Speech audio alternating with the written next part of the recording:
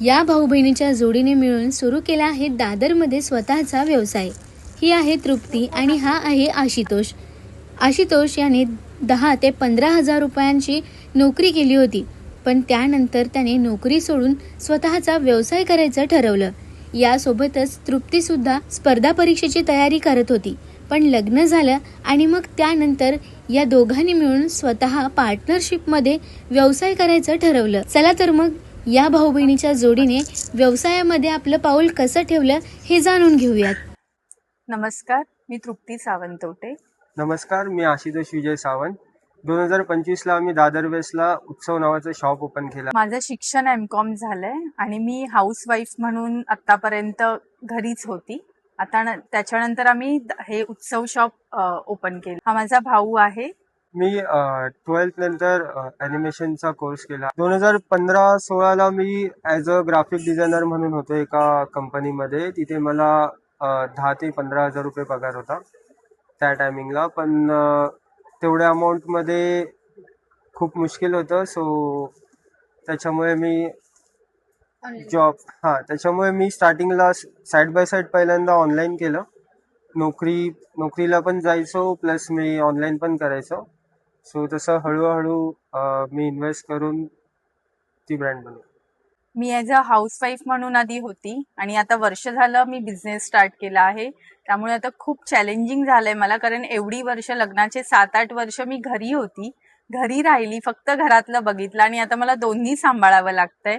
बाळाला पण बघावं लागतंय, घरचं पण सांभाळायचं असतं आणि बिझनेस पण स्टार्ट केलाय। भावाबरोबर हेल्प होतेच मला खूप, आणि घरच्यांची पण खूप मदत होते। आमचे पप्पा पोलीसमॅन होते, त्यामुळे ह्या आधी कोणीच बिझनेस फील्डमध्ये नाहीये।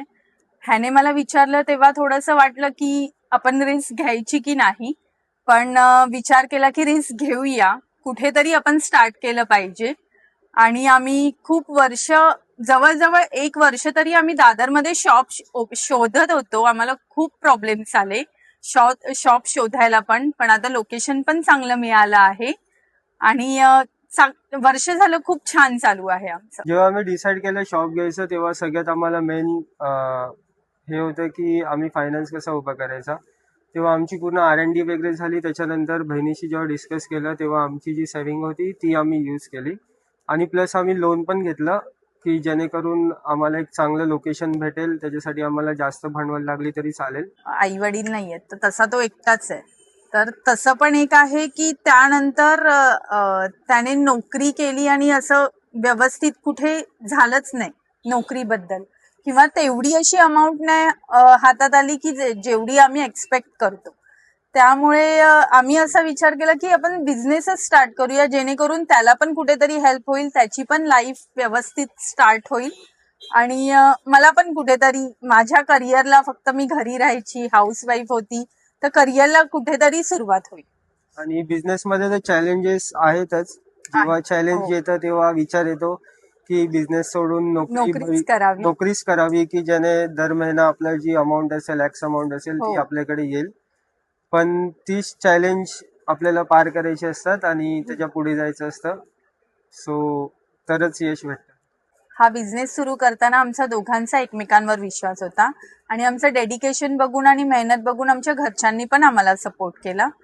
त्यामुळे छोटी सुरुवात करा, पण करा सुरुवात।